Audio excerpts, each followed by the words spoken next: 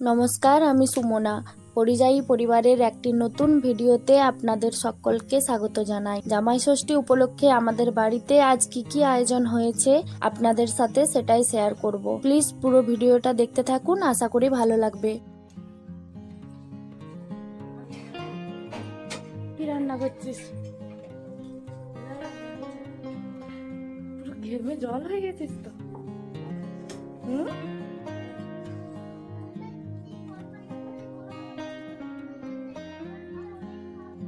এখানে বোন এখন পোলাও রান্না করছে, আর মায়ের রান্না বান্নাও মোটামুটি সব কমপ্লিট হয়ে গেছে, শুধুমাত্র মটনটা করে নিলেই হবে।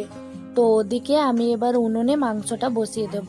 মা মাংসটাতে একটু নুন আর হলুদ মিশিয়ে দিল। আমি মাংসটা সাদা তেল আর সর্ষের তেল মিক্সড করে করব, তাই একটু সর্ষের তেলও দিয়ে দিলাম।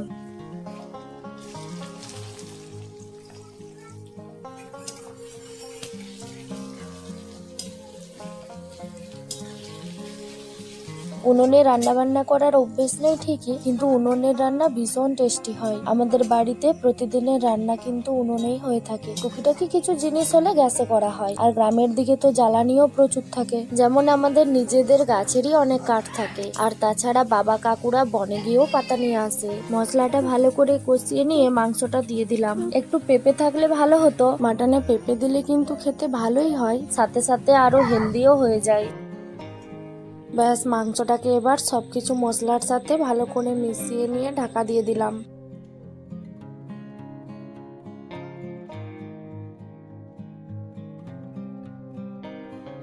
কালকে মেশিনে ধান কাটা হয়েছিল, সেগুলো দুপুরেতে উঠোনে শুকোতে দেওয়া হয়েছে। ভালোভাবে শুকিয়ে নিয়ে ধানগুলোকে আবার বস্তায় ভরে রাখা হবে বিক্রির জন্য। আর ওমকে দেখুন, এদিকে চক নিয়ে চারিদিকে দাগ কেটে বেড়াচ্ছে। মাংসটাতে জল দিয়ে একটু ফুটিয়ে নিয়ে কুকারে ঢেলে দিচ্ছি, ভালোভাবে যাতে একটু সেদ্ধ হয়ে যায়।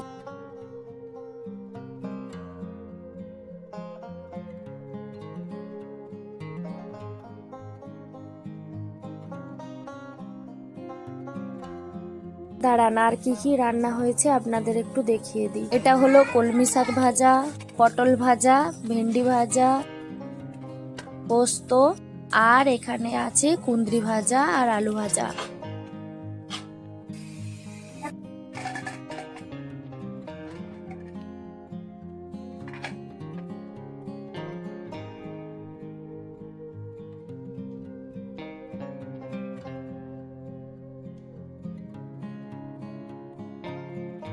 পোলাওটা খুব সুন্দর ঝরঝরে হয়েছে। ব্যাস, সব রান্না বান্না কমপ্লিট। আর এদিকে ওমের বাবারও স্নান হয়ে গেছে। চলুন তাড়াতাড়ি খাবারগুলো বেড়ে নিই।